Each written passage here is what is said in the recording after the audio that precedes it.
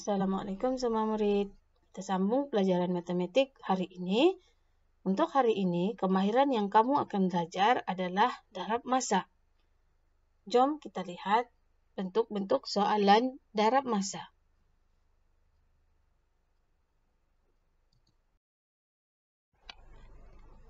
Soalan yang pertama, 7 darab 5 hari 7 jam dan jawapan dalam hari dan jam.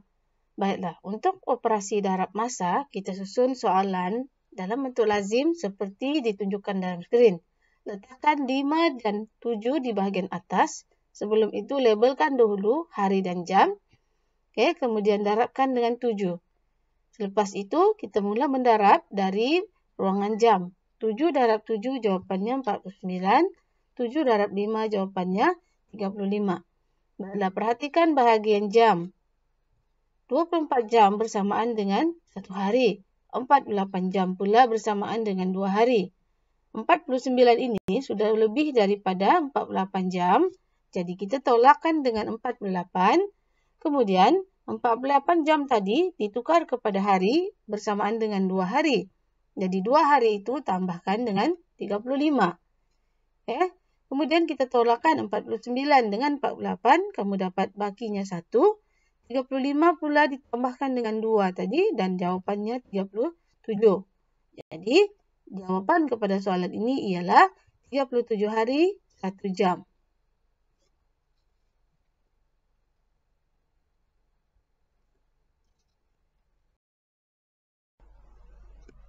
Soalan kedua, 4 darab 3 hari 6 jam dan jawapan dalam hari sahaja. Cara selesaikannya, susunkan soalan itu dalam bentuk lazim seperti ditunjukkan dalam skrin. Kemudian mula mendarab dari bahagian jam. 4 darab 6 jawapannya 24. 4 darab 3 jawapannya 12. Baiklah, perhatikan di bahagian jam, 24 itu sudah bersamaan dengan 1 hari. Jadi kamu perlu tukarkan 24 itu kepada hari. Caranya, kita tolakkan 24 dengan 24. Kemudian 24 yang kamu sudah tolak tadi tukar kepada hari bersamaan dengan 1. 1 tadi tambahkan dengan 12. Selepas itu tolakkan ruangan jam. 24 tolak 24 kamu dapat sifar. 12 tambah 1 kamu dapat 13. Jadi jawapan kepada soalan ini ialah 13 hari.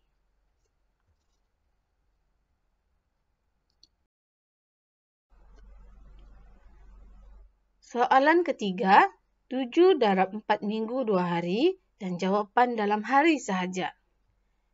Seperti biasa, kita susun dalam bentuk lazim. Pisahkan antara minggu dan hari, seperti ditunjukkan dalam skrin. Kemudian mula mendarab dari bahagian hari.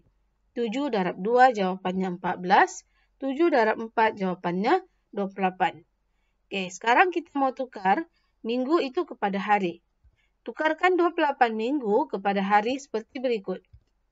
Kita darabkan 28 dengan 7. Kenapa darab 7? Sebab 1 minggu sama dengan 7 hari. Baiklah, kita mula mendarab. 7 darab 8 jawapannya 56. Tuliskan 6 di bawah 7 dan 5 bawah atas 2.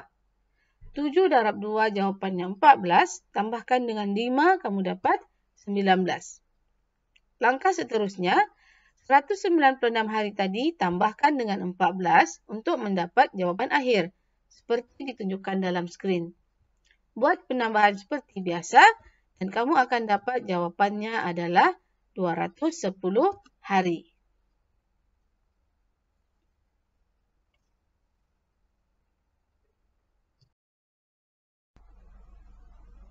Bentuk soalan keempat ialah 4 darab 17 bulan dan jawapan dalam tahun dan bulan. Baiklah, jika kamu perhatikan bentuk soalan ini, soalan hanya berikan 1 unit tetapi jawapan diminta dalam 2 unit, iaitu tahun dan bulan. Macam mana kamu perlu selesaikan? Untuk soalan seperti ini, kamu buat pendaraban dahulu dalam bentuk lazim seperti dalam skrin. Darabkan 17 bulan dengan 4 dan kamu akan dapat jawapan 68. Bagi bahagian ini, buat pendaraban seperti biasa ya. Selepas itu, kita perlu tukarkan 68 bulan kepada tahun. Kamu tahu 1 tahun ada 12 bulan. Untuk menukar bulan kepada tahun, operasinya adalah bahagikan dengan 12. Jadi kita bahagikan 68 tadi dengan 12.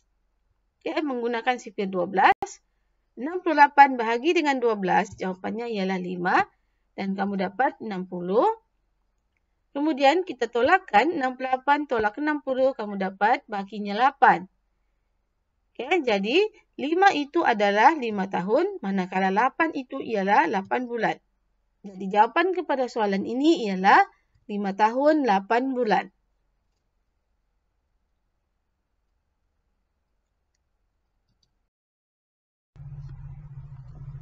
Soalan seterusnya, 10 darab 4 dekad 8 tahun dan jawapan dalam dekad.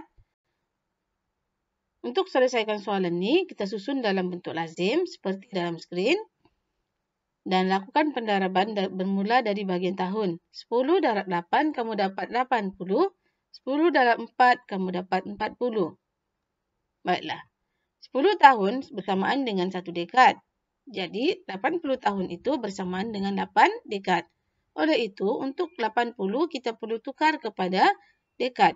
Jadi, tolakkan 80 dengan 80.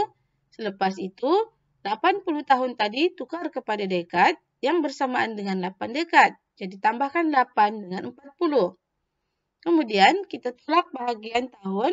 80 tolak 80, kamu dapat sifar.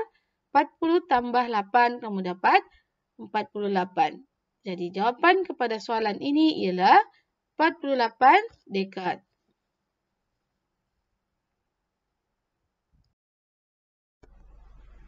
Contoh yang terakhir, 34 darab dengan 8 tahun, tapi jawapan diminta dalam abad dan tahun. Untuk soalan seperti ini, kita perlu buat pendaraban dahulu seperti dalam skrin. Darabkan 34 dengan 8 tahun dan kamu dapat jawapan 272 tahun. Bagi bahagian ini, lakukan pendaraban seperti biasa dahulu ya. Baiklah, selepas itu, kita perlu tukarkan 272 tahun kepada abad.